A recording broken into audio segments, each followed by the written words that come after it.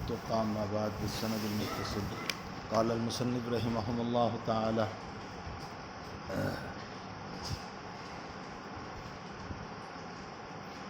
بسنده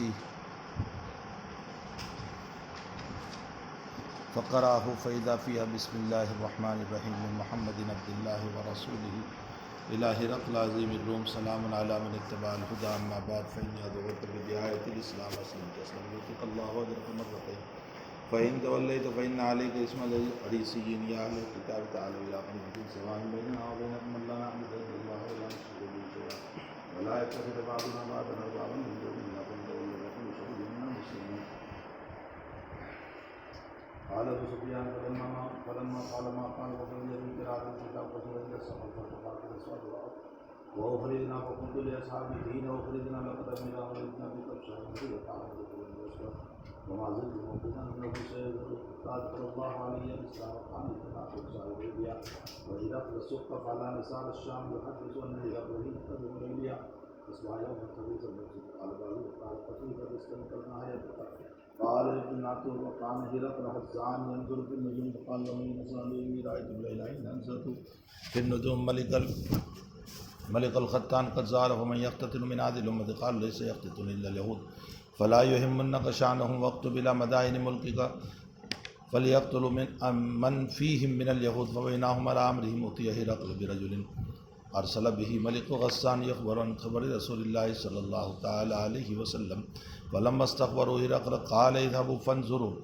أمختتن هو أم لا فنظروا إليه فحدثوا إنه مختتن وسألوا عن ذلك فقال هم يختتنون فقال هرقل هذا ملك هذا الأمة هذه الأمة قد ظهر ثم كتب هرقل إلى صاحب له بالرومية وكان نظيره في العلم وصار هرقل إلى همس فلم يرمهم حتى أتاه كتاب من صاحبه يوافق رأي هرقل على خروج النبي صلى الله تعالى عليه وسلم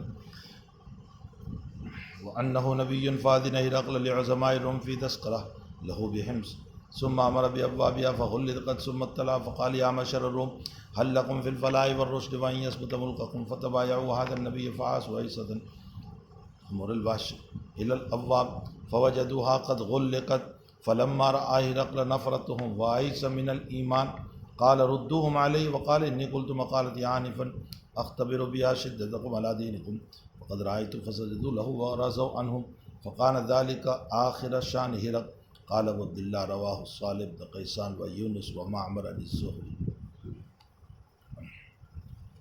ہرقل نے ساری تحقیق کے بعد جو عظیم بصرہ کو خط پہنچا تھا اور وہ خط ہرقل کو ملا تو مترجم کے ذریعے سے وہ خط پڑھوایا. اس میں لکھا ہوا تھا فَإِذَا فِيهِ بسم اللہ الرحمن الرحیم من محمد عبد اللہ ورسولہ. محمد جو اللہ کے بندے اور رسول ہیں، ہرقل کے نام جو عظیم الروم ہے، سلام علی من اتبع الہدی. اما بعد. اما بعد کا کلمہ فصل خطاب کے لیے. فصل خطاب کا معنی ہوتا ہے کہ دو مضمون کے درمیان فصل کرنے کے لیے یہ کلمہ استعمال ہوتا ہے. پہلا مضمون ہوتا ہے اللہ کی حمد و ثنا، اس کے بعد دوسرا جو بھی مضمون ہو، ان دونوں کے بیچ میں فصل خطاب کے طور پر لفظ اما بعد کو لایا جاتا ہے. اس کلمے کو سب سے پہلے کس نے استعمال کیا؟ اس میں مختلف اقوال ہیں. بعض کہتے ہیں کہ حضرت داؤد علیہ السلام نے، اور بعض کہتے ہیں کہ قیس بن ساعدہ نے اس کلمے کو سب سے پہلے، اور بعض کہتے ہیں کہ کعب ابن لؤی نے اس کلمے کو، جو عرب کے بڑے فصیح لوگوں میں سے تھے، اور بعض کہتے ہیں صحبان وائل نے، جو ایمان بھی لائے ہیں اور بہت مشہور بھی صحابی ہوئے صحبان وائل رضی اللہ تعالیٰ عنہ، اور بڑے فصیح اللسان تھے صحبان وائل.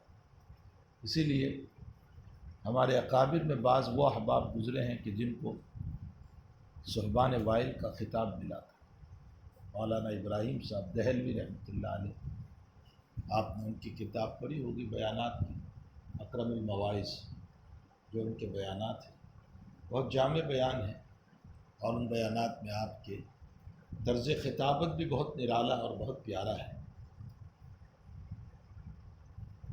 اسی میں آپ نے وہ نقشہ کھینچا ہے کہ ایک ہی دکان ہے اور اس دکان پر ایک آدمی آتا ہے، کہتا ہے میرے بچے کا نکاح ہے، شاندار کپڑا دے دو۔ اتنے میں ایک آدمی آتا ہے، کہتا ہے میرے بچے کا انتقال ہوا، کفن کا کپڑا دے دو۔ یہ ایک نقشہ موت کا کھینچا ہے آپ نے، اور اس پر عنوان ہے موت کا منظر۔ ہم نے پڑھنے کے زمانے میں اس کتاب کو یاد کر لیا تھا، حفظ کر لیا تھا، اسی کو ہم رکھتے تھے، اسی سے تقریر کرتے تھے انجمن کے اندر۔ تو حضرت کا لقب تھا صحبان، صحبان الہند آپ کو کہا جاتا ہے۔ لوگ کہتے ہیں سبحان الہند، میں نے کہا ماشاءاللہ سبحان اللہ، بولتے آتا نہیں تو صحبان کو سبحان کر دیتے، سبحان نہیں صحبان، صحبان الہند یہ آپ کا لقب تھا۔ تو یا تو یہ کلمہ صحبان وائل رضی اللہ تعالیٰ عنہ نے کہا، اور بعض کہتے ہیں کہ یعرب ابن قحطان نے کہا۔ اب یعرب ابن قحطان اسماعیل علیہ السلام سے پہلے ہیں یا بعد میں؟ بعض کہتے ہیں کہ اسماعیل علیہ السلام سے پہلے ہے۔ اگر پہلے ہیں تو پھر یعرب کی طرف منسوب ہوگا، اس لیے کہ یہ جتنے نام لیے گئے وہ سب بعد کے ہیں، اور یعرب اسماعیل سے بھی پہلے ہے۔ تو جب اسماعیل علیہ السلام سے پہلے تو جو سب سے پرانا ہوگا اسی کا نام لیا جائے، اور اگر یعرب ابن قحطان اسماعیل علیہ السلام کے بعد ہیں تو پھر اس صورت میں یوں کہا جائے گا کہ یہ کلمہ سب سے پہلے داؤد علیہ السلام۔ بہرحال داؤد علیہ السلام یا یعرب ابن قحطان، باقی جتنے نام لیے گئے ہیں وہ تو سب بعد کے لوگ ہیں، اللہ سبحانہ و تعالی عالم۔ بہرحال یہ اما بعد کا کلمہ فصل خطاب کے لیے آتا ہے، جو دو مضمون کے درمیان فرق کرنے کے لیے استعمال کیا جاتا ہے۔ نبی علیہ السلام نے اسی کو استعمال فرمایا۔ فَإِنِّي أَدْعُوكَ بِدِعَایَةِ الْإِسْلام، دعایا مصدر ہے۔ یہی روایت کتاب الجہاد میں آئی ہے، وہاں داعیہ ہے۔ فَإِنِّي أَدْعُوكَ بِدَاعِیَةِ الْإِسْلام، کوئی فرق نہیں، دعایا بھی مصدر ہے، داعیہ بھی مصدر ہے، اس لیے کہ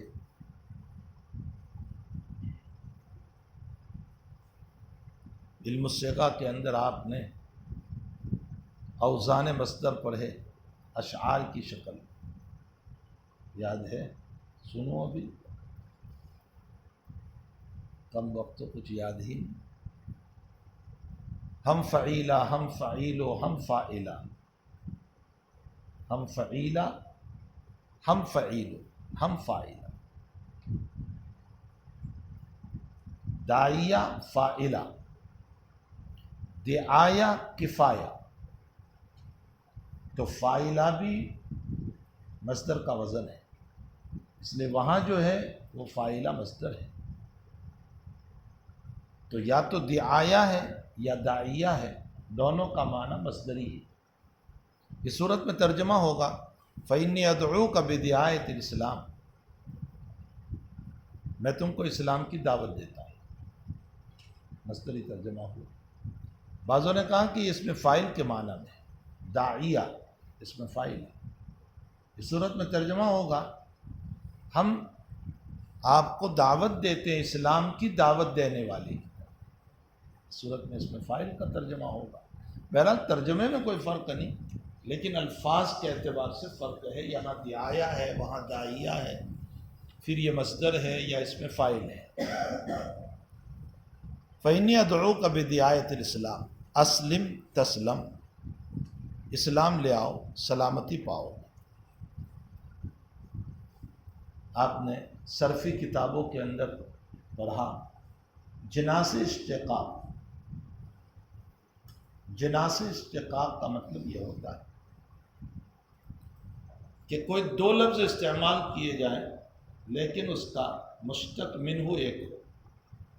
اسلم یہ بھی سلمن سے، تسلم یہ بھی سلمن سے، ایک کا تعلق باب افعال سے اور ایک کا معنی سلامتی سے،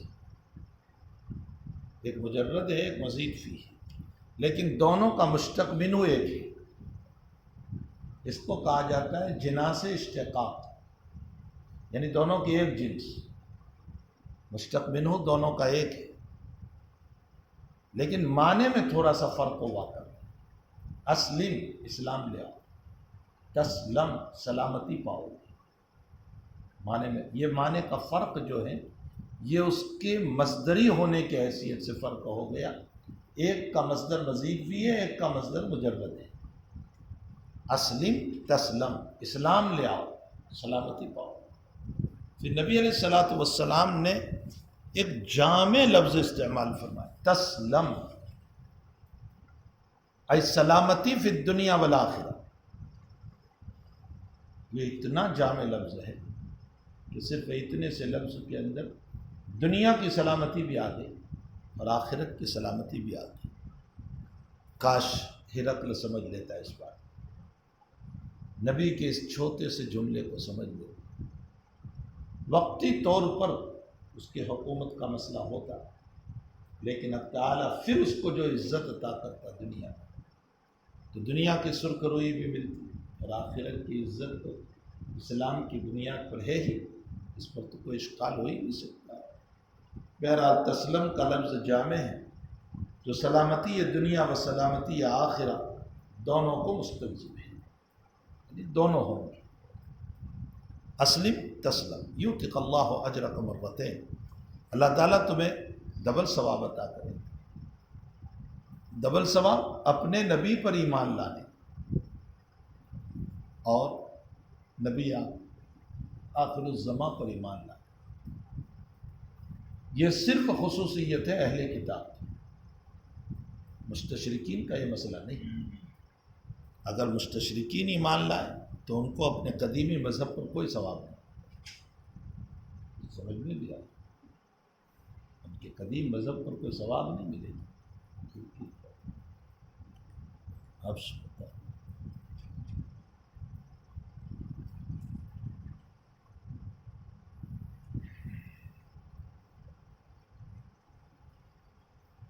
ہاں، اہل کتاب سے متعلق چونکہ ان کی کتاب آسمانی ہے، اپنے نبی پر ایمان ہے، اس لیے اس کا ثواب ان کو ملے گا۔ پھر اس میں بحث ہے کہ یہود و نصارہ دونوں مراد ہیں یا صرف نصارہ مراد۔ اس سلسلے میں تفصیلی کلام کتاب الایمان میں آ رہا ہے، جہاں امام بخاری رضی اللہ تعالیٰ عنہ مستقل اس پر بات قائم فرمائیں گے اور روایت لائیں گے۔ راجح قول یہ ہے کہ اہل کتاب دونوں مراد ہیں، اگرچہ بعضوں نے یوں کہا کہ دین یہودیت منسوخ ہو گیا دین عیسائیت، اس لیے یہودیت پر سوال، یعنی اگر کوئی یہودی مسلمان ہو جائے تو اس کو ڈبل ثواب نہیں ملے گا، لیکن اس پر اشکال ہے کہ پھر دین عیسائیت بھی منسوخ ہو گیا دین محمدی سے، پھر اس پر بھی ثواب نہیں ملنا چاہیے۔ اس لیے حقیقت یہ ہے کہ اس سے دونوں ہی ادیان مراد ہیں، یہود اور نصارہ، اہل کتاب سے یہی مراد ہے۔ اللہ تعالیٰ ان کو ڈبل ثواب دے گا۔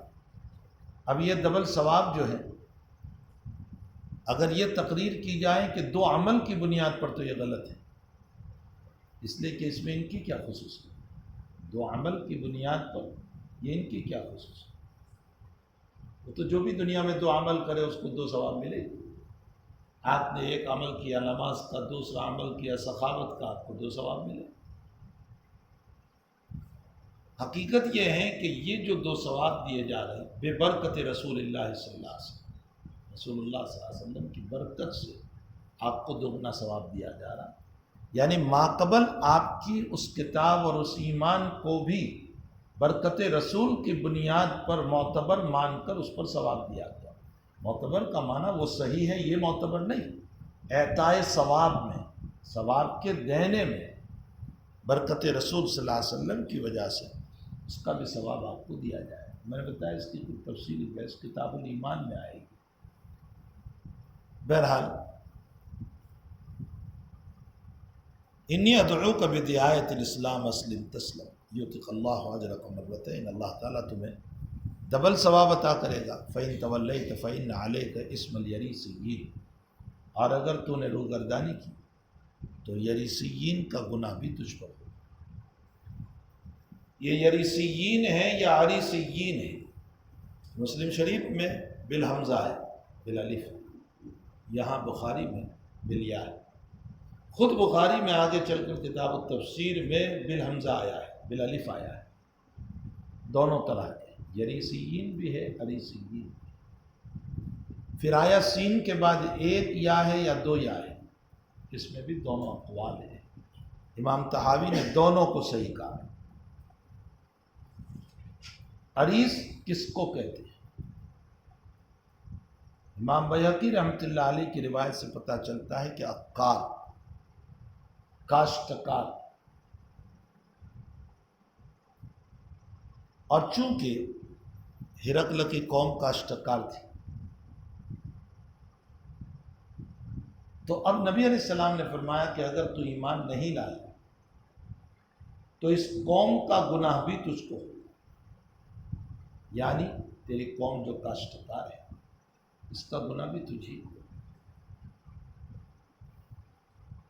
بعضوں نے ترجمہ کیا کہ عشار، زمین ناپنے والا، زمین پر ٹیکس وصول کرنے والا گورنمنٹ کی طرف سے، اس کو کہا جاتا ہے عشار۔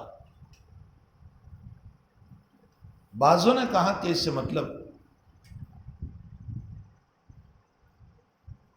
ادیان باطلہ کی طرف دعوت دینے والا بادشاہ،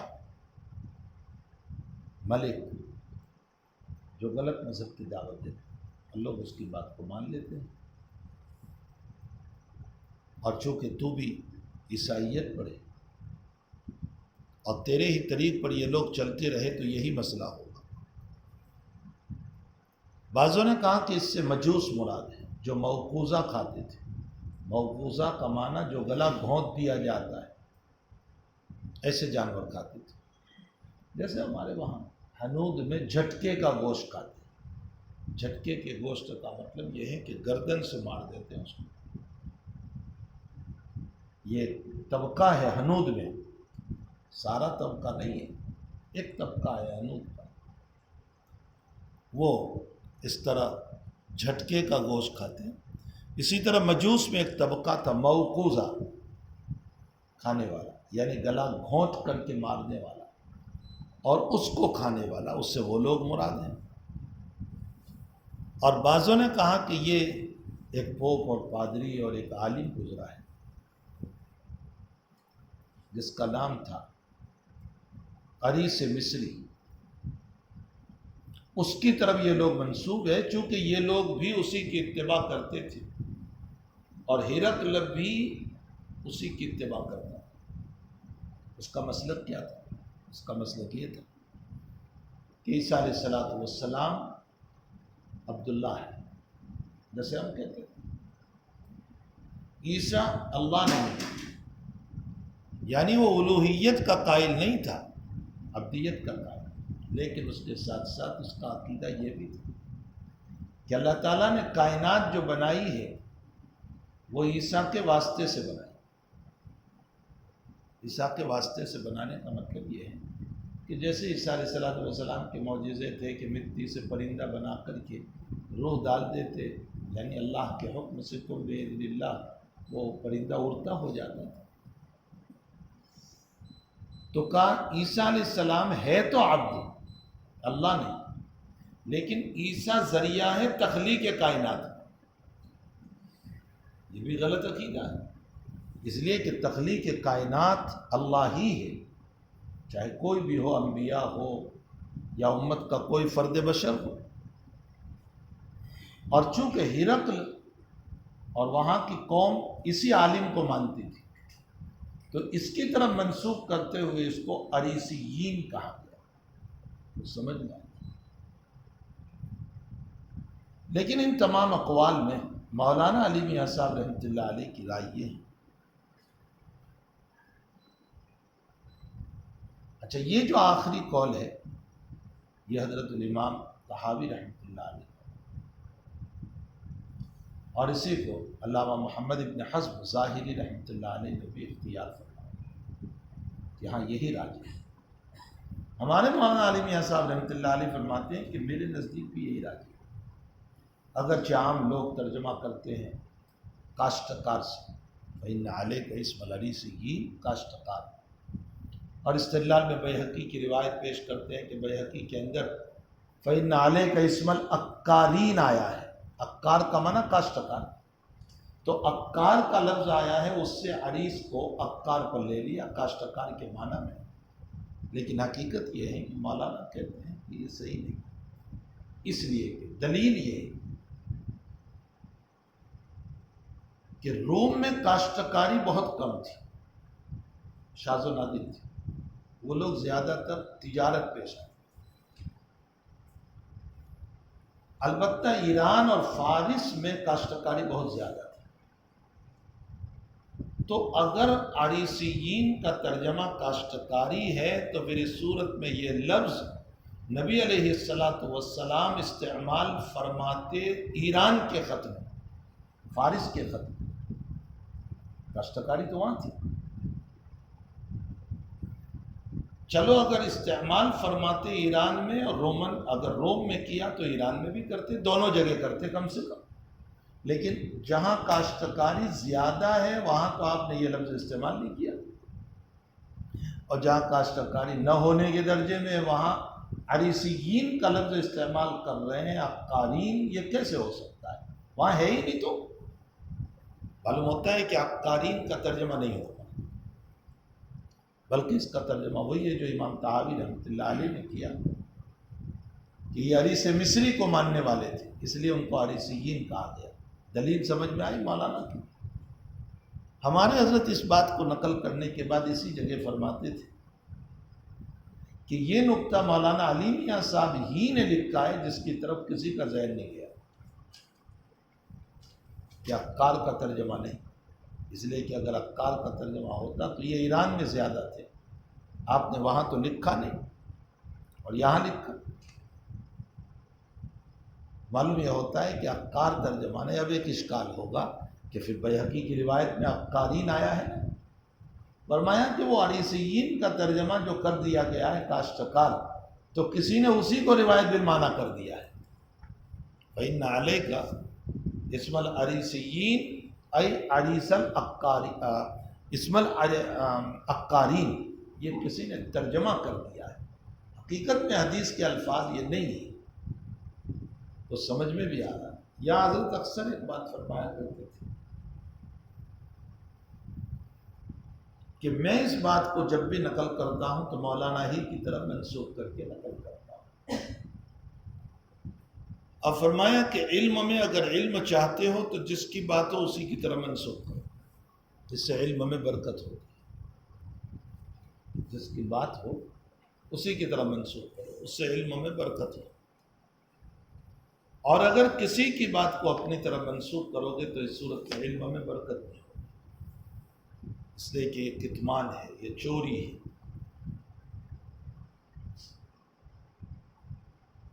ہاں البتہ ایک بات ایسی ہے کہ جس کو عام لوگوں نے لکھی، بہت سارے لوگوں نے، مثلا ایک بات ہے کہ حافظ ابن حجر رحمۃ اللہ علیہ نے بھی لکھی، علامہ عینی نے بھی لکھی، قسطلانی نے بھی لکھی، بہت سارے احباب نے بھی، تو اب اس صورت میں اگر آپ کسی کا نام نہ لو تو کوئی حرج نہیں، اس لیے کہ ایک عام بات ہے جس کو سبھی نے لیا ہے، بھائی سورج نکل آیا، اب اس میں زید بھی کہہ رہا ہے سورج نکل آیا، بکر بھی کہہ رہا ہے، تو اس میں آپ یہ کہو کہ زید نے کہا کہ سورج نکل آیا ہے، تو سبھی لوگ کہہ رہے ہیں، لیکن کسی نے خاص طور پر کوئی بات کہی ہو تو اس صورت میں اس بات کو اسی کی طرف منسوخ کیا جائے۔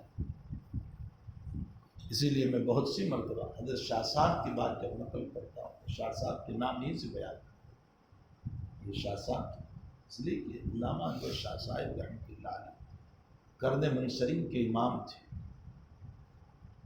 ہمارے زمانے کے ایک بہت بڑے امام تھے باب حدیث میں، رب تعالیٰ نے باب حدیث میں آپ کو ایک ذوق دیا تھا جس کی وجہ سے بہت سی جگہوں پر حدیث شریف کا معنی بیان کرنے میں متقدمین میں سے کسی کی نظر نہ پہنچی، وہاں شاہ صاحب کی نظر پہنچی، حافظ باری دیکھو بہت سی جگہ سے۔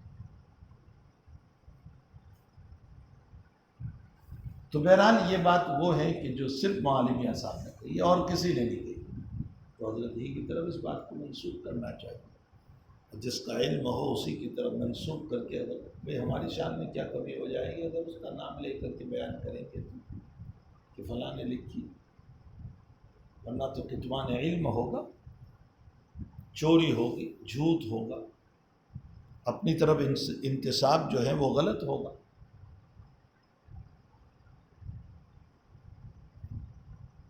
تو جو بات امام طحاوی رحمۃ اللہ علیہ نے اور محمد ابن حزم ظاہری رحمۃ اللہ علیہ نے کہی ہے، اسی کو معالم اعصاب رحمۃ اللہ علیہ نے راجح فرمایا کہ یہ حدیث مصری کے قائل تھے اور ہرقل بھی چونکہ اسی کا قائل تھا اس لیے ان کی طرف منسوخ کیا۔ تو اب ترجمہ ہوگا، اسلام لے آؤ سلامتی پاؤ گے، اللہ تعالیٰ تمہیں ڈبل ثواب عطا کرے گا، اور اگر روگردانی کی تم نے تو تمہارے اوپر یریسیین کا گناہ ہوگا۔ امام طحاوی وغیرہ کے قول پر یریسیین کا معنی یہ جتنی تیری قوم ہے جو حدیث مصری کو ماننے والی ہے ان سب کا گناہ بھی تجھ ہی پر ہوگا، اس لیے کہ جب تو ایمان نہیں لایا تو قوم ایمان نہیں لائی، تو قوم کی رکاوٹ کا ذریعہ تو بنا، تو مانے ہوا، اس لیے تیری بھی پکڑ ہو جائے گی۔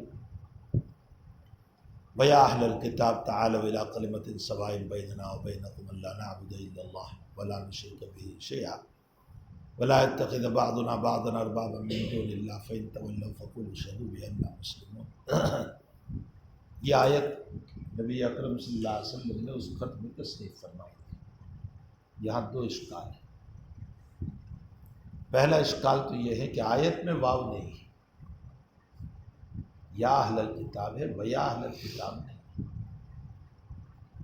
قرآن کریم میں واو نہیں ہے، یا اہل الکتاب، واو کیسے آ گیا؟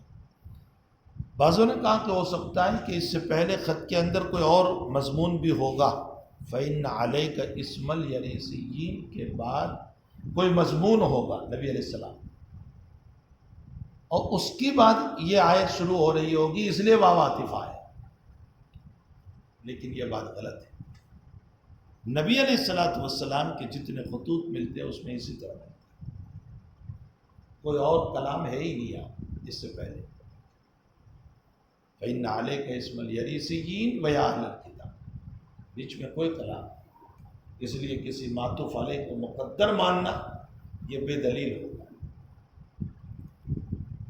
اس سے ابو سفیان کے حافظے کا بھی پتہ چلتا ہے کہ کتنا زبردست حافظہ تھا، کہ اس مجلس میں ہرقل نے بلایا، جتنے سوالات کیے وہ سارے سوال، حالانکہ وہ سوال تو ایک ایک ہی مرتبہ ہوا، تمہاری طرف 3 مرتبہ گفتگو ہوئی، لیکن ابو سفیان کو محفوظ۔ پھر اس پر جو تجزیہ و تبصرہ کیا ہرقل نے وہ ایک ایک ہی وقت کیا ہے، لیکن وہ بھی محفوظ۔ پھر خط لایا گیا اور خط پڑھا گیا، وہ ایک ہی مرتبہ پڑھا گیا، لیکن ابو سفیان کو محفوظ ہو گیا۔ یہ ہے عربوں کا حافظہ۔ تعالیٰ جل شانہ نے ان کو جو حافظہ دیا تھا، میں نے آپ کو بخاری جلد ثانی کھول کر کے کتاب کے شروع میں جہاں مقدمہ چل رہا تھا میں نے بتایا تھا کہ جب عبید اللہ ابن عدی ابن خیار جب حمص گئے اور وحشی رضی اللہ تعالیٰ عنہ کو ملنے گئے تو عبید اللہ نے اپنا پورا بدن لپیٹ لیا تھا، اور سوائے نیچے کے پاؤں اور آنکھوں کے اور کچھ بھی نظر نہیں آتا تھا، اور جا کر سلام کیا اور فرمایا حل تعریف میں پہچان کیا، جو پاؤں دیکھے نیچے سے، اور کہا کہ میں عدی ابن خیار کے وہاں تھا اور اس کے وہاں ایک لڑکا پیدا ہوا تھا، اور مجھے ایک دایا اور مرضعہ دودھ پلانے والی کو تلاش کرنے کا حکم دیا، میں تلاش کر کے لایا، وہ اتنی پر سوال تھی، مجھے اس آدمی نے یعنی عدی ابن خیار نے مجھے بچہ دیا، میں نے بچہ اٹھا کر اس دایا کو دے دیا، مرضعہ کو دے دیا، وہ جو پاؤں تھے وہ یہ پاؤں ہیں تیرے، وہ اتنے پاؤں ہیں اور اس وقت اتنے بڑے پاؤں ہیں، لیکن فرمائیے وہی پاؤں۔ یہ عربوں کا حافظہ تھا، اب دیکھیے یہ ایک ہی مرتبہ پڑھا گیا ہے، لیکن ابو سفیان کو ساری باتیں محفوظ ہیں، اور جو کہ تو نقل کرتے جا رہے ہیں۔ اور خط کا مضمون میں آپ سے پوچھتا ہوں، 3 دن سے آپ اس روایت کو پڑھ رہے ہیں، بتائیے مجھے خط پڑھ کے سنائیے آپ، زبانی یاد ہے آپ کو؟ بسم اللہ الرحمن الرحیم، محمد عبداللہ رسول اللہ راضی بلوم سلام، پڑھیے آپ مجھے بتائیے، کسی کو یاد ہے؟ وہاں ایک مرتبہ پڑھا گیا اور ان کو یاد ہو گیا۔ یہ تعالیٰ نے حافظہ دیا تھا۔ ویسے ابھی بھی ذوق ہو تو سب کچھ ہو سکتا ہے۔ اگر انسان کو ذوق ہو کہ مجھے یہ پڑھنا ہے تو پھر اس کے لیے سب آسان، کھودنے والے کے لیے پہاڑ کھودنا بھی آسان ہو جاتا ہے، لیکن پڑھنا ہی نہ ہو تو کوئی مسئلہ ہی نہیں پھر۔ تو اس سے عربوں کے حافظے کا، ان کو اپنے اونٹوں اور اپنے گھوڑوں کا نسب نامہ، حتیٰ کہ اپنے بکروں کا نسب نامہ اور اپنے گدھوں کا نسب نامہ پشتوں کی پشتوں تک یاد رہتا تھا۔ وہ اشعار پڑھتے تھے تو ایک ایک مجلس میں 100 اشعار پڑھتے چلے جاتے تھے۔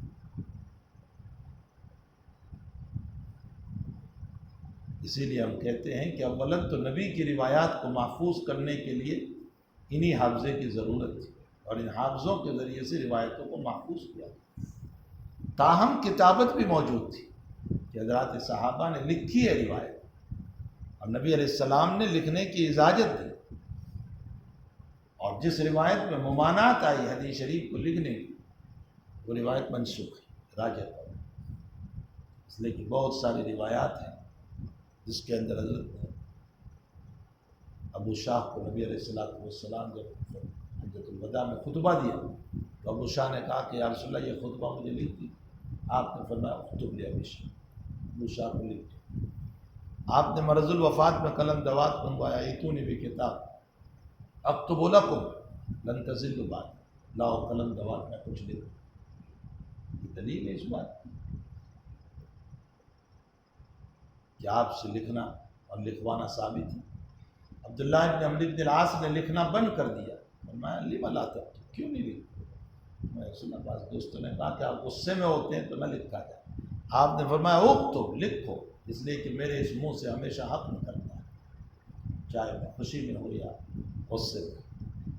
یہ تمام روایات دلیل ہیں اس بات کے اوپر کہ وہ روایت منسوخ ہے، جس میں مسلم شریف کی روایت ہے لا تکتبوا عنی سوى القرآن ومن كتب عنی سوى القرآن فمحاہ، یہ روایت منسوخ ہے، اور یہی راجع جواب ہے۔ اس کے علاوہ اور بھی جوابات ہیں، لیکن سب سے قوی جواب یہی ہے۔ شیخ الاسلام ابن تیمیہ رحمۃ اللہ علیہ یہ جواب دیا ہے، ابن قیم نے بھی اس جواب کو دیا، اس کے بعد ہمارے اکابر نے اس جواب کو نقل کیا ہے۔ اللہ سبحانہ و تعالی عالم۔ تو یہ عربوں کا حافظہ تھا، اس لیے یہ کہنا کہ ویا اہل الکتاب میں پہلے کوئی معطوف علیہ ہوگا اور وہ یہاں معذوف ہو گیا، جب اتنے ساری باتیں یاد رہ گئی، پورا خط یاد رہ گیا، تو یہ کہنا کہ یہاں کوئی جملہ ہوگا اور وہ معذوف ہو گیا۔ حقیقت یہ ہے کہ یہاں ایک بات ہے، اور وہ بات یہ ہے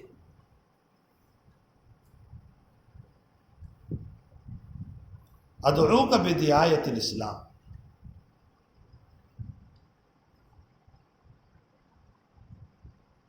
وَأَقُولُ لَكَ وَلِأَتْبَاعِكَ، وَأَقُولُ، یہ جملہ ہے، ادعوک بدعایت الاسلام وَأَقُولُ لَكَ وَلِأَتْبَاعِكَ یا اہل الکتاب تعالوا الی کلمۃ سواء بیننا وبینکم۔ سمجھ میں آیا؟ یہ ہے وہ بات جس کی بنیاد پر یہاں واو ہے۔ اس کے بعد دوسرا اشکال یہاں یہ ہوتا ہے کہ یہ آیت تو نازل ہوئی تھی وفد نجران کی آمد پر۔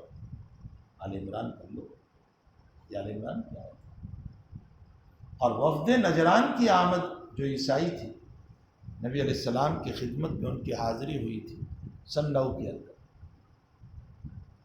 اور آپ صلی اللہ علیہ وسلم اس آیت کو تحریر فرما رہے ہیں سن 6 کے اخیر میں یا سن 7 کے اوائل میں۔ تب جب یہ آیت سن 9 میں نازل ہوئی ہے تو اس سے پہلے کیسے تحریر فرما رہے ہیں؟ ایک جواب یہ دیا گیا کہ بہت ممکن ہے کہ یہ آیت 2 مرتبہ نازل ہوئی ہے۔ حافظ صاحب نے یہ جواب جو ہے بہت بعید قرار دیا۔ حافظ صاحب کہتے ہیں کہ یہ تو جب کوئی بات نہ بن پائے تو بس یوں کہہ دو کہ 2 مرتبہ نازل ہوئی، مکے میں بھی ہوئی، مدینے میں بھی ہوئی۔ فرمایا یہ جواب ضعیف ہے۔ بعض کہتے ہیں کہ بہت ممکن ہے کہ قلب نبوت پر یہی الفاظ آئے ہوں اور بعد میں اللہ تعالیٰ نے اس کو وحی بنا کر کے پھر اتارا ہو سنّو کے اندر۔ سمجھ میں آیا؟ لیکن اس جواب کو بھی علماء نے ضعیف قرار دیا کہ پھر تو قرآن سے اعتماد اٹھ جائے گا۔ بہت سے لوگ یوں کہیں گے کہ اس کا مطلب یہ نکلا کہ نبی کی طرف سے ایک بات آئی اور پھر بعد میں وہی آئی، تو پھر قرآن پر اعتماد کیسے رہے؟ پھر تو لوگ یہی کہیں گے کہ یہ محمد کا دھرا ہوا قرآن ہے۔ صحیح جواب یہ ہے کہ وفد نجران کی آمد پر لمبا چوڑا واقعہ ہے، جس میں مباہلہ کا مسئلہ بھی آیا، ندعو ابناءنا وابناءکم ونساءنا ونساءکم وانفسنا وانفسکم ثم نبتہل فنجعل لعنۃ اللہ علیہ۔ یہ ساری آیات کا نزول تو وفد نجران میں ہوا ہے، اس آیت کا نزول پہلے ہو چکا ہے۔ یا اہل الکتاب تعالوا الی کلمۃ سواء بیننا وبینکم الا نعبد الا اللہ ولا نشرک به شیئا ولا يتخذ بعضنا بعضا اربابا من دون اللہ فإن تولوا فقولوا اشہدوا بأننا مسلمون۔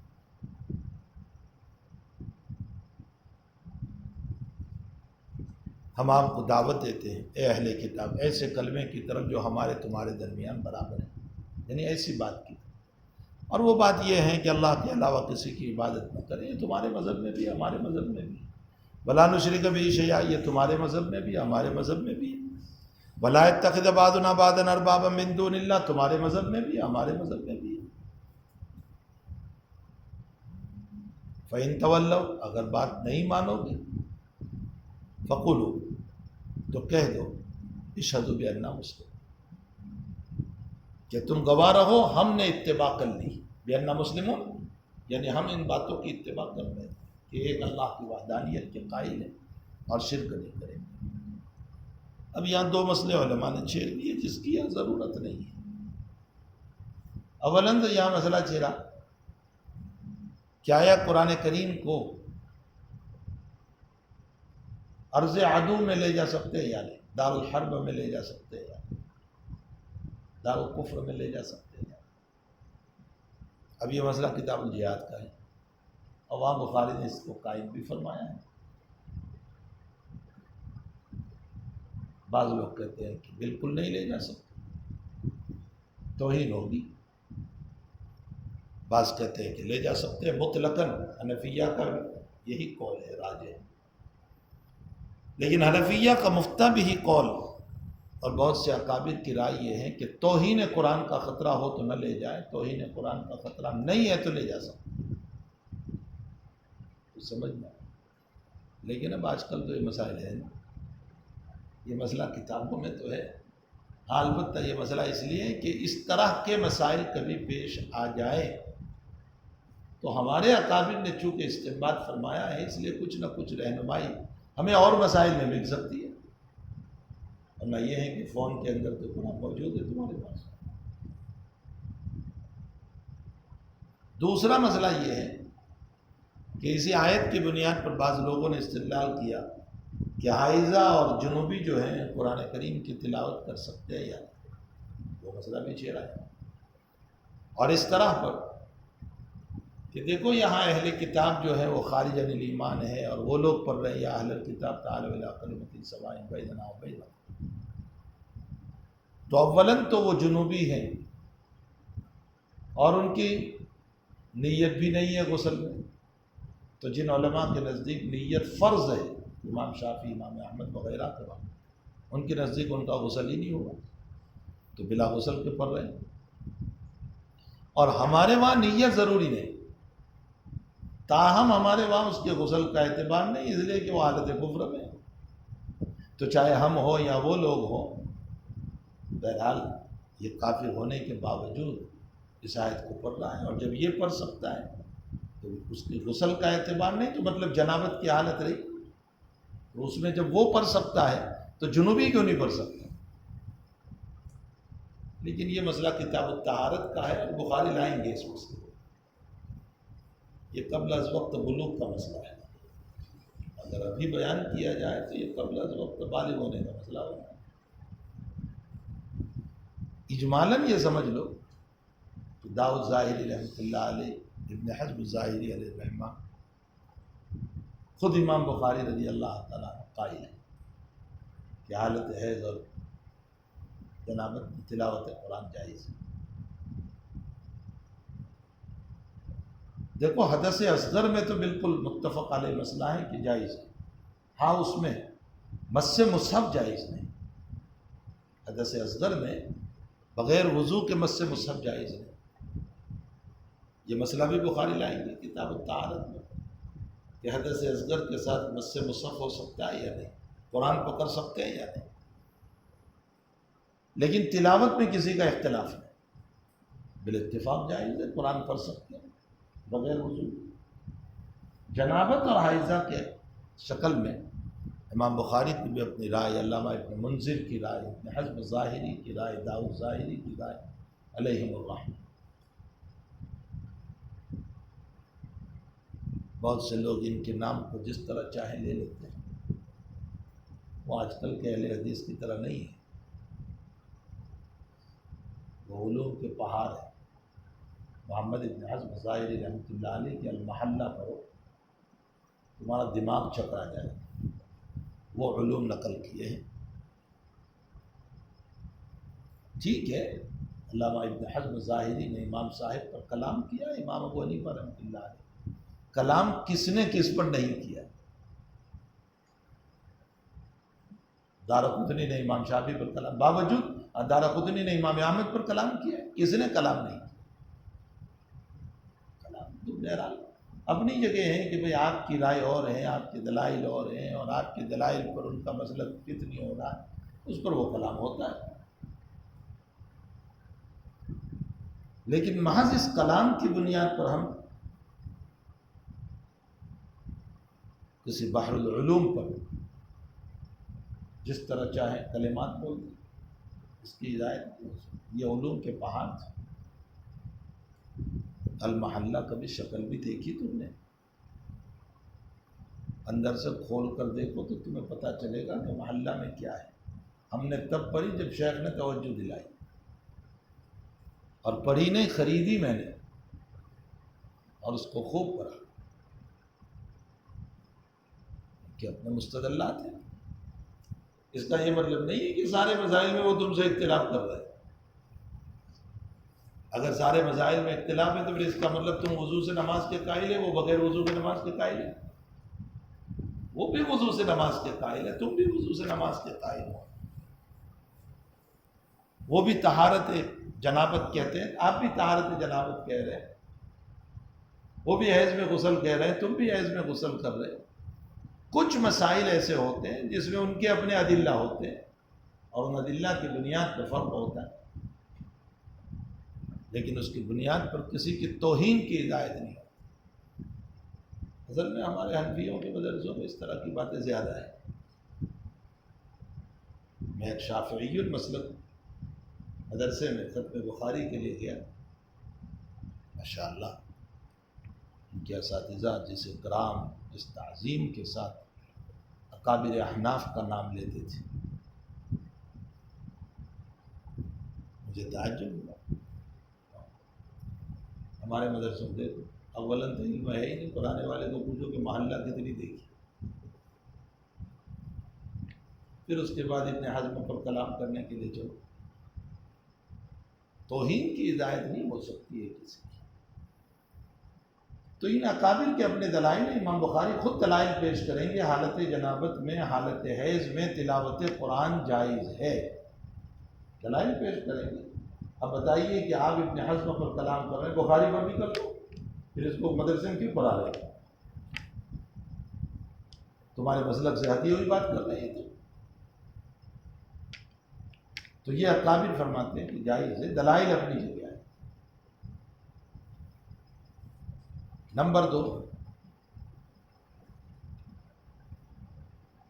حنفیہ، شافعیہ، مالکیہ، حنابلہ ایک قول یہ ہے کہ بالکل جائز نہیں، نہ جنابت میں نہ حیض میں۔ امام مالک کا تیسرا قول یہ ہے کہ جنوبی حائضہ پڑھ سکتی ہے، جنوبی نہیں پڑھ سکتی۔ اس کی وجہ یہ ہے کہ حائضہ کی طہارت مشکل ہے، وہ چاہے غسل کرے گی تو بھی اس کا غسل نہیں ہوگا۔ البتہ جنوبی کی طہارت اپنے ہاتھ میں ہے، چاہے تو غسل کر لیں۔ اس لیے جب تیرے ہاتھ میں ہے تو بلا طہارت کے کیوں پڑھ رہا ہے؟ تو جنوبی کو اجازت ہے، حائضہ کو اجازت ہے۔ مالکیہ کا ایک قول یہ ہے کہ مادون الآیت پڑھ سکتے ہیں۔ حنفیہ کا بھی ایک قول ہے کہ آیت کو قطع کر کے، یعنی مکمل آیت نہ پڑھے، اس طرح پر پڑھ سکتے حالت حیض کے اندر یا حالت جنابت۔ البتہ یہ ساری بحث بنیت تلاوت ہے، باقی بنیت ذکر اگر کسی نے قرآن کی آیت کو پڑھ لیا تو چاہے مکمل آیت کو پڑھ لیا اجازت ہے۔ مثلا موت کی خبر آئی اور رات میں جنابے والا جنابت میں تھی، اور جیسے ہی موت کی اطلاع آئی آپ کی زبان سے نکلا انا للہ و انا الیہ راجعون، آپ نے قرآن کی آیت پڑھی، یہ بنیت ذکر ہے، بنیت تلاوت نہیں۔ بنیت ذکر جائز ہے، بنیت تلاوت کا یہ سارا مسئلہ ہے۔ لیکن اس آیت سے ان سارے مسائل کو بحث کرنا اور مشکل ہے، اس لیے کہ یہ تو صرف ایک آیت ہے، اس میں ان سارے مسائل کو لانا یہ بہت مشکل ہے۔ بہرحال نبی علیہ السلام نے یہ آیت لکھی، قال ابو سفیان فلما قال ما قال۔ اب جب یہ خط پڑھا گیا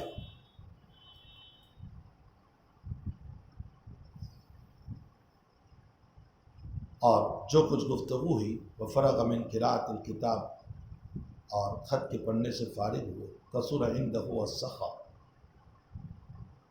تو بادشاہ کے پاس آواز بلند ہو گئی، اس لیے کہ وہ رؤسائے قوم اور وزرائے قوم بیٹھے ہوئے تھے نا، کہا کہ یہ کس کا خط پڑھا جا رہا ہے ہمارے مذہب کے خلاف، یہ کون دعوت دے رہا ہے ہم کو؟ تو شور ہوا، ہنگامہ ہوا۔ جیسے ہی ہنگامہ ہوا فارتفعت الاصوات، آواز بلند ہو گئی، وَأُخْرِجْنَا، تو ہم کو نکال دیا گیا۔ ہم کو اس لیے نکال دیا گیا کہ ہم پڑھائے تھے، اب اندر میں کیا مسائل ہوتے ہیں خامخواہ ہمارے سامنے کھل جائیں گے، اس لیے ہم کو پہلے نکال دیا گیا۔ یہ بھی ممکن ہے کہ بھئی کوئی ہم پر حملہ کر دے کہ بھئی انہی کی قوم کا وہ آدمی ہے، اس لیے ہم کو نکال دیا گیا۔ فقلت لاصحابی حین اخرجنا، جب ہم کو وہاں سے نکالا گیا تو میں نے اپنے رفقا سے کہا لقد امیر عمرو ابن ابی قبشہ انہ یخافہ ملک بنی الاصفر، بھائی ابو قبشہ کے بیٹے کا معاملہ تو بہت بلند ہوا۔ امیرہ، امیرہ کا معنی بلند ہوا۔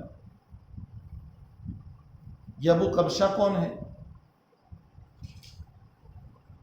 اصلاً یہاں تو نبی علیہ السلام کو کہہ رہا ہے ابو سفیان کہ ابو قبشہ کا بیٹا، اس کا معاملہ بہت بلند ہوا، یعنی یہاں بادشاہ تک پر یہ مسئلہ پہنچ گیا، حتیٰ کہ یہ بھی ڈر رہا ہے انہ یخاف ملک بنی الاصفر، یہ ڈر رہا۔ لیکن نبی علیہ السلام کو ابو قبشہ کیوں کہا، ابن ابی قبشہ کیوں کہا؟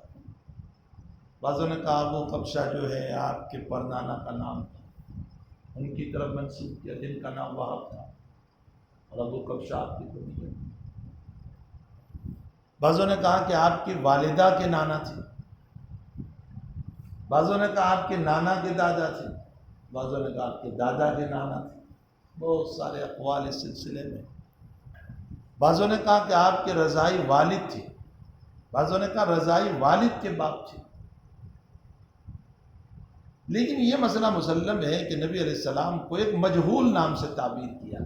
جب انسان کو کسی سے دشمنی ہوتی ہے نا تو جاننے کے باوجود اس کا نام مجہول کر دیتا ہے، بس یہ بات ہے اصل۔ آپ کے سامنے کسی شخصیت کی تعریف ہو اور چونکہ آپ کے دل میں ان سے متعلق کوئی بات ہے تو آپ جاننے کے اچھا مجھے علم نہیں ہے ان سے، حالانکہ سب کچھ علم ہے، لیکن آپ یہ جملہ اس لیے بول رہے ہیں کہ چونکہ آپ کو ان سے اختلاف ہے۔ تو بعض مرتبہ کسی کی فضیلت کے بجائے توہین مقصود ہوتی ہے، تو اس میں مجہول سے اس کو تعبیر کر دیا جاتا ہے۔ جو بھی رشتہ داری ہو، نبی علیہ الصلوۃ والسلام کی، بعضوں نے کہا کہ یہ ابو قبشہ جو ہے وہ آپ کے سلسلہ نسب والدہ میں آتے تھے، اور انہوں نے بت پرستی کو چھوڑ کر ستارہ پرستی اختیار کی تھی۔ تو جیسے انہوں نے ایک مذہب کو چھوڑ کر ستارہ پرستی کو اختیار کیا، اسی طرح نبی اکرم صلی اللہ تعالیٰ علیہ وسلم نے بت پرستی کو ترک کروا کر اللہ کی توحید کی طرف بلایا، اس لیے آپ کو ابن ابی قبشہ کہا گیا۔ انہو یخاف ملک بنی الاصفر، بنو الاصفر کا بادشاہ بھی اس سے ڈرتا ہے۔ بنو الاصفر رومیوں کو کہا گیا۔ کیوں کہا گیا؟ یا تو اس بنیاد پر کہا گیا کہ یہ عیسو ابن نوح، ایک لمبا نسب نامہ ہے، رومی لوگ اس عیسو کے بیٹے تھے اور وہ لوگ سرخ تھے، اس لیے ان کو بنو الاصفر کہا گیا۔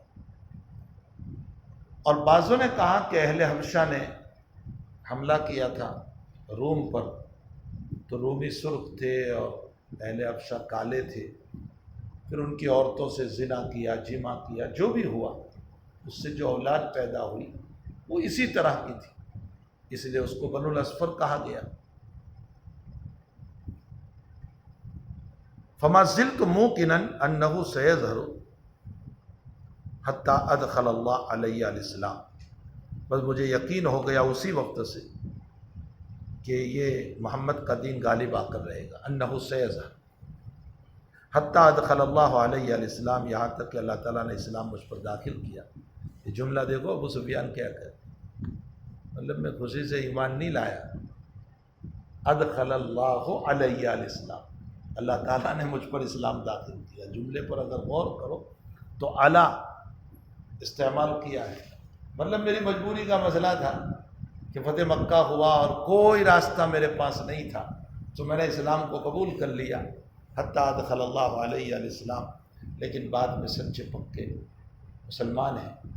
حتیٰ کہ جنگ یرموک میں ان سے متعلق مشہور ہے کہ دشمنوں نے جب ان پر حملہ کیا تھا تو اس موقع پر آپ کی ایک آنکھ بھی شہید ہو گئی تھی، اور بڑی بہادری کے ساتھ آپ لڑے تھے، تو بعد میں آپ اسلام کے سچے پکے سپاہی تھے۔ حتیٰ ادخل اللہ علیہ الاسلام۔ وقان ابن ناطور صاحب ایلیا و ہرقل سقف علی نصار الشام، اور ابن ناطور یہ ایلیا کے پادری بھی تھے، ایلیا یعنی بیت المقدس، اور ہرقل کے دوست بھی تھے۔ تو صاحب کا معنی پادری بھی ہے اور صاحب کا معنی دوست بھی ہے، بیک وقت دو معنی، اس لیے یہاں ذو محذوف ہوگا نبیہ کے بعد، ذو ایلیا و ذو ہرقل۔ سقف علی نصار الشام، اور شام کے نصارہ کے بڑے عالم سمجھے جاتے تھے۔ یحدث، وہ اپنے ایمان لانے کے بعد واقعہ یوں بیان کرتے ہیں کہ ہرقل جب ایلیا آیا، یعنی وہ صلیب نصب کرنے کے لیے گیا، اصبح یومن خبیث النفس، تو ایک دن اس نے صبح کی اس عالم میں کہ اس کا حال برا تھا، مطلب بے چین تھا اور قلبی اضطراب تھا، خبیث النفس۔ فقال بعض بطارقتہ قد استنکرنا حیاتک، تو بعض رازداروں نے، بطارقہ رازدار، مشیر خاص، قریب رہنے والے، ان لوگوں نے یوں کہا کہ آج ہم آپ کی حالت کچھ بری سی محسوس کر رہے ہیں۔ ویسے یاد رکھو نبی علیہ السلام نے ہم کو منع کیا ہے خبوث النفس بولنے سے، دل لسانی میں آپ پڑھو گے، اسی لیے صاحب شریعت علیہ صاحب الصلاۃ والسلام جہاں اصلاح اعمال فرماتے تھے، اصلاح اخلاق فرماتے تھے، وہاں اصلاح لسان بھی فرماتے تھے، زبان کی اصلاح۔ مثلا یہ کہ عرب کو انگور سے بڑی محبت تھی، اس لیے کہ اس سے شراب بناتے تھے، تو وہ لوگ انگور کو کرم کہتے تھے۔ نبی علیہ السلام نے فرمایا لا تقول العنب الکرم فإن الکرم صفت المؤمن، انگور کو کرم نہ کہو، کرم تو مومن کی صفت ہے، اصلاح فرمایا۔ اس طرح کی بہت ساری روایات امام مسلم رحمۃ اللہ علیہ نے جمع فرمائی ہے اصلاح لسان کی۔ اسی میں فرمایا خبثت نفسی نہ کہو، میرا نفس خبیث ہو گیا، یوں کہو نفس کاہل ہو گیا، کسل کا لفظ، خبیث کا لفظ نہ ہو، یہ برا لفظ ہے، شیطان اس سے خوش ہوتا ہے۔ اسی طرح فرمایا نسیت نہ بولو، نسیت القرآن، قرآن بھول گیا، اس طرح نہ کہو، نسیت بولو۔ کتاب التفسیر میں فضائل القرآن میں آپ کو لا تقول نسیت بل نسیتو، اس لیے کہ نسیتو کا مطلب یہ نکلا کہ میری اپنی کاہلی ہے کہ میں قرآن چھوڑ دیا، اور نسیتو کا معنی بلا دیا گیا، جیسے ولیکن انسانی ہو شیطان، شیطان نے بلا دیا۔ جہاں یوشع علیہ السلام نے مچھلی کو جو بھول گئے تھے تو وہاں موسیٰ علیہ السلام کو اسی طرح نسبت کر کے بتایا۔ تو یہ سب اصلاح لسان کے تعلق سے، جیسے قرآن کریم میں بھی ہے لا تقولوا رائنا ولکن انظرنا، اس لیے کہ غلط معنی پیدا ہو رہا تھا تو اللہ تعالیٰ نے اسے منع کر دیا۔ تو نبی علیہ السلام نے جگہ جگہ اپنے صحابہ کی اصلاح لسان بھی فرمایا۔ معلوم یہ ہوتا ہے کہ ایک معلم کو چاہیے کہ اپنے طلباء کا جہاں اصلاح اعمال، اصلاح اخلاق، وہاں اصلاح لسان بھی کرے، ان کی زبان کی بھی اصلاح کرے، ان کو بولنے کا سلیقہ سکھائیں۔ کبھی وہ آئیں اور کوئی لفظ بولے، اگر آپ کی نظر میں وہ لفظ صحیح نہیں ہے تو ان کی تربیت کریں، نہیں ایسے نہیں، اس کو ایسے بولے۔ میرا اپنا مسئلہ غالباً میں نے بتایا تھا کہ مجھے اشکال تھا بخاری شریف میں، جہاں میں نے آپ کو کہ استاذ کے درس کو مکمل لکھے، کچھ لکھے کچھ نہ لکھے، ایسا نہ کریں۔ تو اس میں نے بتایا تھا کہ شیخ سے ایک اشکال ہم نے سنا تھا، جواب نہیں لکھا، وہ کسی وجہ سے جواب رہ گیا، اب وہ جواب مجھے مل ہی نہیں رہا تھا۔ میں نے بہت سارے علماء سے رجوع فرمایا، پھر شیخ سے رجوع کیا، تو جب شیخ سے رجوع کیا تو میں نے کہا حضرت یہ اشکال ہوتا ہے، اس کا کیا جواب ہوگا؟ میں نے اس طرح کہا، شیخ اتنے ناراض ہو گئے، اتنے ناراض ہو گئے، کہ اس کا مطلب تو اس طرح مجھے کہہ رہا ہے جیسے میں نے کتمان علم کیا، بتایا نہ ہو، نہیں بتاؤں گا، بہت غصے ہو۔ تو میں نے کہا حضرت استہزاء نہ رہا، فرمایا یہ لفظ تو پہلے سے بھی تو بول سکتا تھا، بس اب طبیعت مقدر ہو گئی، نہیں بتاؤں، کل بتاؤں گا۔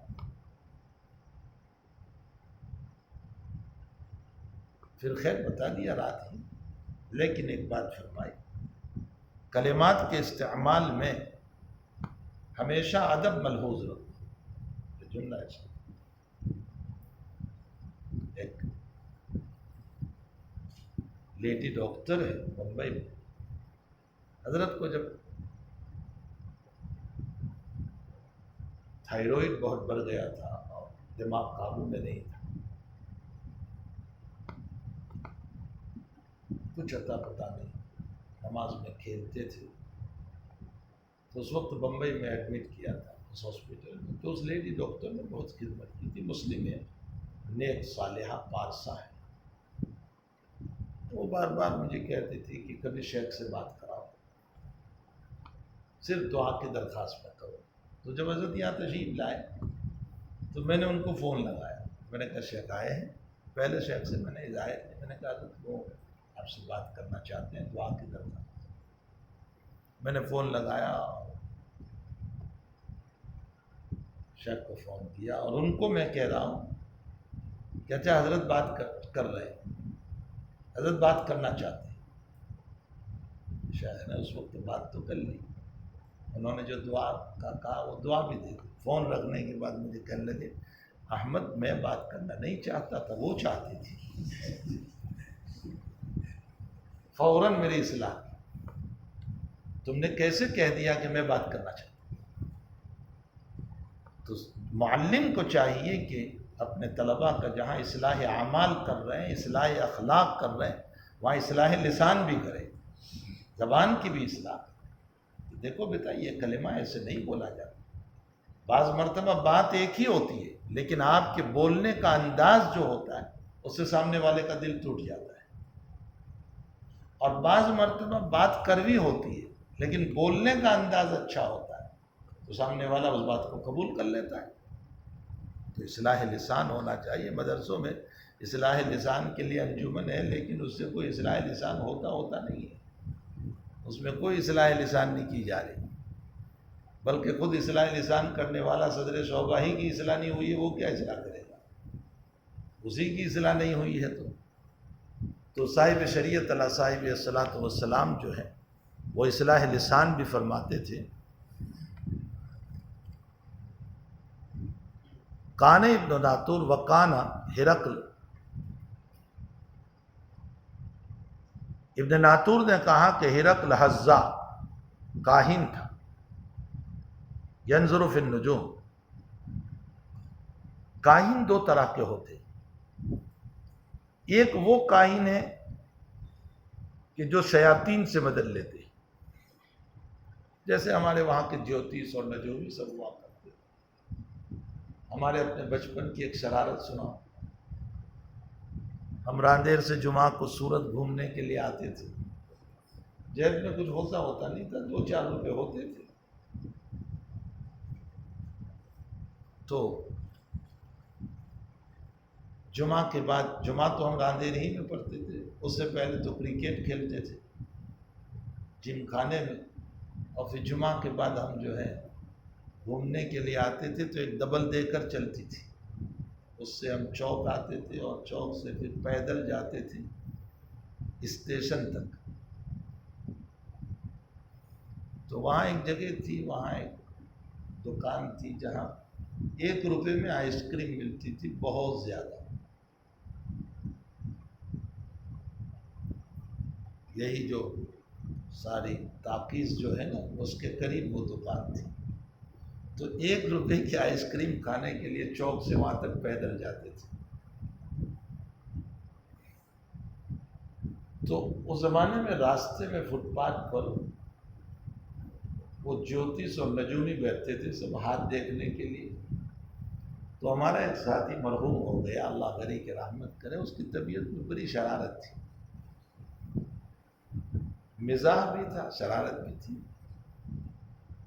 جمعرات کو جب ہمارے مولانا ظہیر الدین صاحب نیبوی رحمۃ اللہ علیہ کے پاس بخاری جلد اول تھی، پہلا ہی گھنٹہ بخاری شریف کا صبح اور آخری گھنٹہ ترمذی شریف کا 10 سے 11.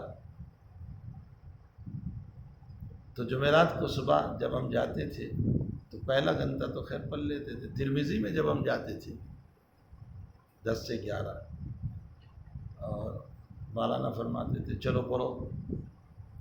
تو ادھر سے ایک بولتا تھا جمعرات، ادھر سے دوسرا بولتا تھا جمعرات، ادھر سے. اچھا مولانا کوئی پڑھانا نہیں ہوتا تھا، کوئی بہانہ ہوتا تھا. تو مولانا کہتے تھے نالائق کو جمعرات سے تمہیں کیا لینا دینا، تمہاری کوئی شادی ہوئی ہے. وہ جمعرات کو تھوڑا سا بدل دیتے تھے. پھر کہتے تھے اچھا چلو ایک روایت پڑھ لو روایتاً تاکہ ناگا نہ ہو. تو وہ ہمارا ساتھی جو تھا مزاحی، وہ کہتا تھا ناگا نہیں نہ اگاڑا ہوا. وہ صرف گجراتی بولتا تھا، مولانا کو سمجھنے میں تو کچھ آتا نہیں تھا گجراتی. تو ایک مرتبہ ہم جا رہے تھے، ایک جوتیش کے پاس ہم بیٹھے. اس نے کہا میرا ہاتھ دیکھو. وہ کہنے لگا آپ کے ہاتھ میں یہ ہے وہ ہے فلاں ہے فلاں ہے، یہ ملے گا یہ ملے گا. کہا اچھا آپ جب اتنا ہی جانتے ہیں تو ذرا اپنا ہاتھ دیکھو کہ یہ روڈ پر 25 پیسوں میں بھیک کیوں مانگ رہے ہیں. وہ کمبخت جو ہے نجومی جو تھا اتنی بڑی گالی بولا. تو بہرحال ایک نجومی وہ ہوتا ہے جو شیاطین سے مدد لیتا ہے، اور ایک نجومی وہ ہوتا ہے جو علم نجوم کا ماہر ہوتا ہے۔ اب یہ ہرقل جو ہے وہ نجومی تھا اور علم نجوم سے ماہر تھا، اور علم نجوم کی بنیاد پر وہ کچھ باتیں بتا دیا کرتا تھا۔ تو اس نے فقال لهم حين سألوه، جب لوگوں نے پوچھا اس سے، بتا رکھا نے اس کے رازداروں نے، کہ آج طبیعت آپ کی کچھ بجھی بجھی سی معلوم ہو رہی ہے، طبیعت کچھ ایسے ہی معلوم ہو رہی ہے، کوئی بات ہے؟ تو اس نے کہا انی رأیت اللیل، میں نے آج کی رات دیکھا، جب میں نے ستاروں میں دیکھا تو ملک الختان کو دیکھا، یعنی ختنہ کرنے والا بادشاہ، قد ظہر، جو ظاہر ہوا، ای غلب، یعنی وہ غالب آ گیا۔ تو دیکھو تحقیق کرو، فمن یختتن من هذه الامہ، کون ختنہ کراتا ہے؟ قالوا لیس یختتن الا الیہود، مشورہ دینے والوں نے کہا کہ یہود ختنہ کراتے ہیں۔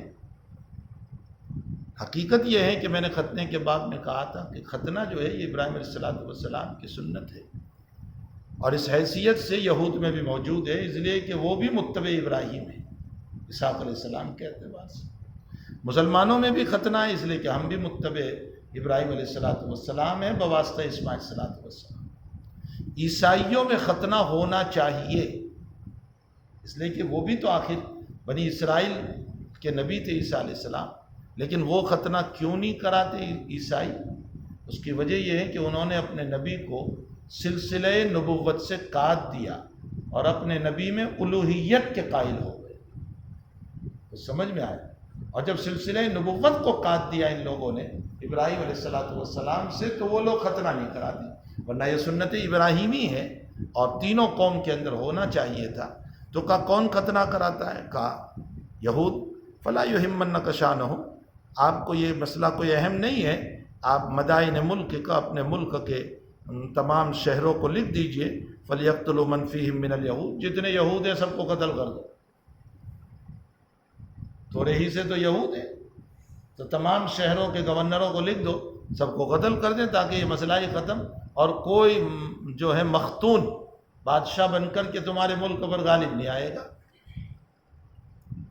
فبیناہم علی امرہم، بس اسی درمیان یہ ساری باتیں چل رہی تھی کہ اتی ہرقل برجل ارسل بہ ملک غسان، کہ ہرقل کے پاس ایک آدمی کو لایا گیا جس کو غسان کے بادشاہ نے بھیجا تھا، اور وہ یہ بتا رہا تھا کہ رسول اللہ صلی اللہ علیہ وسلم ظاہر ہو چکے ہیں عن قبر رسول اللہ۔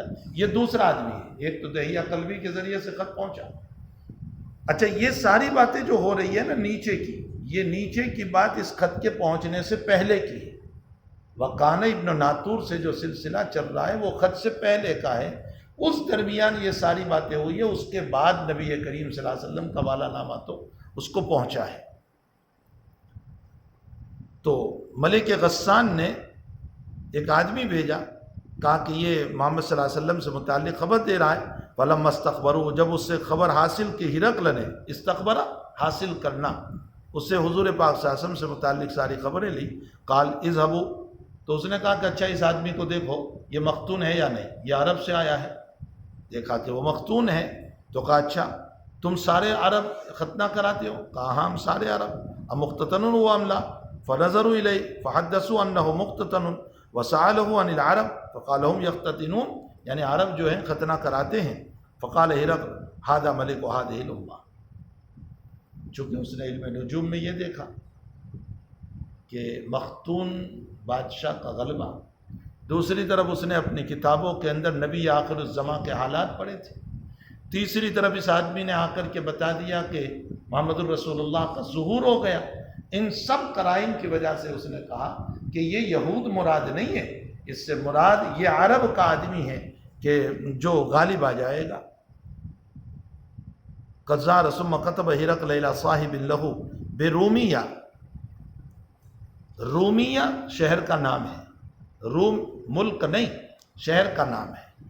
پھر ہرقل نے اپنے ایک دوست کے اوپر خط لکھا مقام رومیہ پر، وقان نظیرہ فی العلم، اور وہ صاحب بھی جو ہیں علم نجوم کے اندر اور نجومیت کے اندر ہرقل کی طرح علم رکھتا تھا۔ یہ کون ہے؟ زغاتیر، جو مقام روم پر بہت بڑا پادری تھا، بہت بڑا عالم تھا عیسائیت کا، تو اس کو یہ سارا مسئلہ لکھا تحقیق کے لیے۔ وسار ہرقل الی حمص، یہ خط ادھر روانہ کیا مقام رومیہ پر زکاتیر کو، اور ہرقل جو ہیں وہ بیت المقدس سے اپنی دارالحکومت حمص کی طرف روانہ ہو گیا۔ فلم یرم حمص حتی اتاہ کتاب من صاحبہ، یہ بھی حمص پہنچا ہی تھا کہ زکاتیر کی طرف سے جواب آ گیا، یوافق رائے ہرقل علی خروج النبی صلی اللہ علیہ وسلم، جو ہرقل کے رائے کی موافقت کر رہا تھا کہ حضور پاک صلی اللہ علیہ وسلم کا خروج ہو گیا، وَأَنَّهُ نَبِيٌّ، اور وہ واقعتاً نبی ہے۔ بلکہ حبیب صاحب نے لکھا ہے بہت ساروں کے حوالے سے کہ زکاتیر ایمان بھی لے آئے تھے، ان کا جو ہے اقرار ہے، اور اس پر ان کو قتل کیا تھا قوم نے، عیسائیوں نے ان کو قتل کر دیا تھا۔ فرمایا وَأَنَّهُ نَبِيٌّ فَأَذِنَ هِرَقْلُ لِعُظَمَاءِ الرُّومِ، اب ادھر جب یہ تائید بھی ہو گئی اور سارے مسائل بھی ہو گئے، تو اس کے دل کے اندر ایک مسئلہ آیا کہ لاؤ میں پہلے اس سلسلے میں میری قوم کو جانچ لوں کہ یہ آیا تبدیلی مذہب کے لیے اور نبی الزما کے ایمان کے لیے تیار ہوتی ہے یا نہیں۔ تو ہرقل نے عظماء روم کو فی 10 کرا، اپنے محل خاص میں، اپنے پارلیمنٹ میں سب کو جمع کیا جو مقام حمص میں تھا، پھر حکم دیا کہ سب دروازوں کو بند کر دو بِأَبْوَابِهَا فَغُلِّقَتْ ثُمَّ اطَّلَعَ، پھر ظاہر ہوا، اطلاع کا معنی اپنی نشست پر وہ آیا، اپنی کرسی پر وہ آیا، اور یہ کہا کہ یا معاشر الروم هل لکم فی الفلاح والرشد، کیا تم فلاح اور کامیابی چاہتے ہو، وَأَن يَثْبُتَ مُلْكَكُمْ، اور تمہارا ملک برقرار رہے، فَتَبَايَعُوا هَذَا النَّبِيَّ، تو اس نبی کے ہاتھ پر بیعت کرو۔ فحاسو حیثتہ حمور الوحش الی الابواب، تو جنگلی گدھوں کی طرح دروازوں کی طرف سارے لوگ بھاگنے لگے، یعنی ظاہر کیا کہ ہم آپ کی بات پر راضی نہیں ہیں اور ہم تبدیلی مذہب نہیں کریں گے۔ فوجدوا قد غلقت، لیکن بادشاہ بڑا سیانہ تھا، اس نے پہلے سے دروازے اس لیے بند کرا دیے تھے کہ اگر دروازے بند نہ ہو اور میں جو بات رکھوں گا اور ان لوگوں نے نہیں مانا اور اسی حالت میں نکل پڑے، تو باہر عوام جو ہیں وہ بھی ان کے ساتھ ہو جائے گی اور میرا ملک خطرے میں پڑے گا، تو پھر مسئلہ میرے ہاتھ سے نکل جائے گا، اس لیے دروازے بند کرا دیے تھے۔ اگر یہ بھاگے بھی تو باہر نہیں جا پائیں گے اور میں اپنی بات بدل دوں گا، اور جب بات بدل دوں گا تو باہر بات کے جانے کا کوئی سوال ہی پیدا نہیں ہوگا، عوام میرے خلاف نہیں ہوگی، اس لیے حمر الوحش الی الابواب فوجدوها قد غلقت، دروازے بند پائے۔ فلما رأى ہرقل نفرتهم، جب ہرقل نے ان لوگوں کی نفرت کو دیکھا، وائس من الایمان، اور ان کے ایمان سے مایوس ہوا، قال ردوهم علی، کہا واپس آ جاؤ، بیٹھو اپنی اپنی جگہ پر۔ وقال، اور کہنے لگا انی قلت مقالتی آنفا، میں نے جو بات ابھی ابھی جو تمہارے سامنے رکھی، اختبر بہا شدتکم علی دینکم، اس سے تو میں تمہارے دین کی مضبوطی دیکھنا چاہتا تھا کہ تم مذہب عیسائیت پر کتنے مضبوط ہو۔ فقد رأیت فسجدوا لہ، میں نے دیکھ لیا کہ واقعتاً تم اپنے دین کو کبھی چھوڑ نہیں سکتے ہو۔ اب اس کی تعریف کرنے لگا، یہ ایک سیاست ہوتی ہے، یہ جو ہے یہ سیاست، آج کل سیاست دیکھ لیجئے کیا سے کیا ہو رہا ہے، تو یہ ایک سیاست ہوتی ہے۔ تو جب اس نے پھر ان لوگوں کی تعریف کی اور کہا کہ نہیں واقعتاً تم اپنے دین پر بڑے مضبوط ہو، فسجدوا لہ ورضوا عنہ، تو سارے لوگوں نے بادشاہ کو سجدہ بھی کیا اور راضی بھی ہو گئے اس سے۔ قال ابو عبداللہ فکان ذلک آخر شان ہرقل، یہ ہرقل کی آخری شان تھی۔ کیا مطلب؟ یعنی دیکھو یہ ایمان نہیں لایا، یہ ہے مطلب آخر شان ہرقل کا مطلب یہ ایمان نہیں لایا۔ یہی وجہ ہے کہ مسند احمد میں ہے، چونکہ غزوہ تبوک بھی موقع پر بھی تو لشکر اسی نے بھیجا تھا، یہ خط پہنچائے سن 7 میں اور تبوک ہوا سن 9 میں، اور یہ مدینے پر حملہ کرنے کا ارادہ رکھتا تھا۔ اگر مومن ہوتا تو یہ مدینے پر حملے کا ارادہ کیسے کرتا؟ حضرت کو تبوک تک جانے کی ضرورت کیا تھی؟ اس وقت یہی بادشاہ تھا۔ اور حضرت کو جب کسی نے آ کر بتایا کہ حضرت وہی مسلمان ہو گیا، فرمایا کذب عدو اللہ انہ علی دین نصرانیہ، رواہ احمد۔ جھوٹ ہے، اللہ کا دشمن جھوٹ بولتا ہے، وہ اپنے دین پر ہے، نصرانیت پر ہے۔ ہاں البتہ حافظ صاحب رحمۃ اللہ علیہ نے ایک بات نقل کی، بلکہ دو باتیں یہاں۔ ایک تو یہ ہے کہ اس نے نبی علیہ الصلوۃ والسلام کے خط مبارک کا احترام بہت کیا۔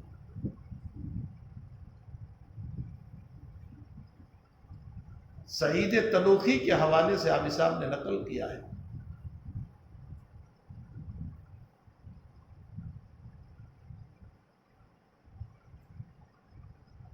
کہ تبوک کے موقع پر قبیلے تنوخ کے ایک آدمی کو اپنا نمائندہ بنا کر کے اس نے نبی علیہ السلام کے پاس بھیجا تھا۔ یہ پوری روایت مسند احمد ہے۔ اور یہ کہا تھا کہ محمد جتنی گفتگو کرے، ساری بات تمہیں یاد رہے یا نہ رہے، لیکن میں جو 3 باتیں کہتا ہوں اس کو مد نظر رکھ کر یاد رکھنا۔ اس میں ایک تو یہ تھا کہ مہر نبوت دیکھنا 2 موندوں کے درمیان ہے یا نہیں، اور دوسرا اپنے خط کا ذکر کرتے ہیں یا نہیں جو مجھے لکھا تھا، اور تیسرا اپنے بیان میں لیل کا ذکر کرتے ہیں یا نہیں، رات کا ذکر کرتے ہیں یا نہیں۔ یہ جو قاصد پہنچا اس نے نبی علیہ السلام کو خط دیا جو ہرقل نے لکھا تھا۔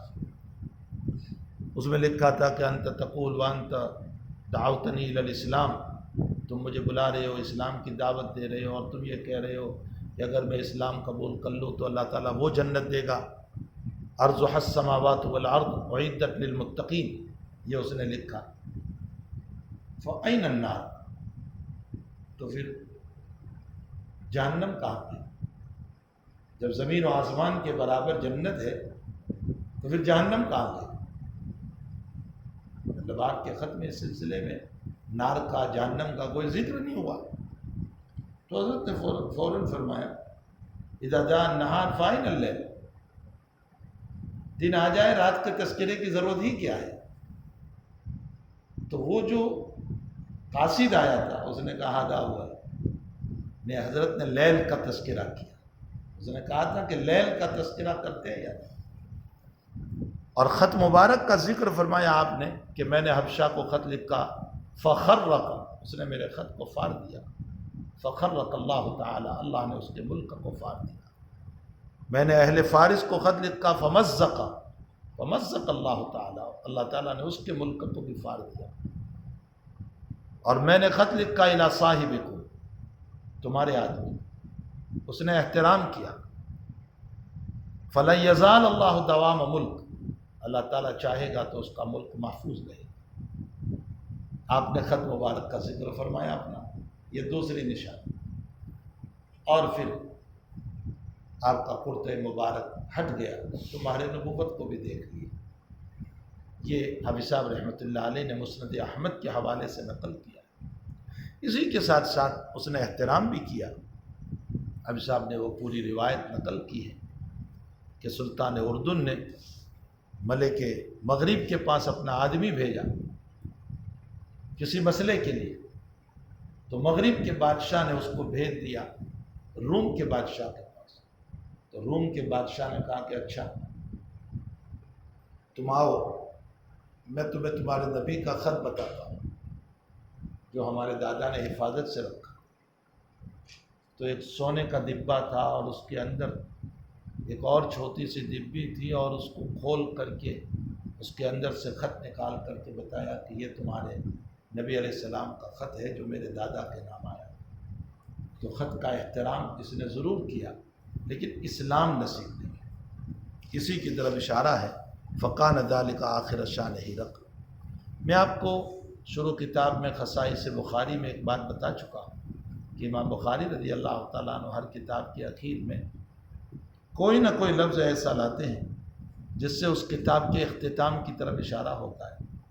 حافظ صاحب رحمۃ اللہ علیہ تو فرماتے ہیں کہ اختتام کتاب کی طرف اشارہ، اور حضرت شیخ نور اللہ مرقدہ فرماتے ہیں کہ اختتام انسان کی طرف اشارہ ہوتا ہے، جس کو برات اختتام کہا جاتا ہے، برات اختتام کتاب یا برات اختتام انسان۔ حافظ صاحب فرماتے ہیں فقان ذالک آخرہ، یا آخر سے کتاب کے اختتام کی طرف اشارہ ہوا کہ وحی کا مسئلہ یہاں ختم ہو گیا۔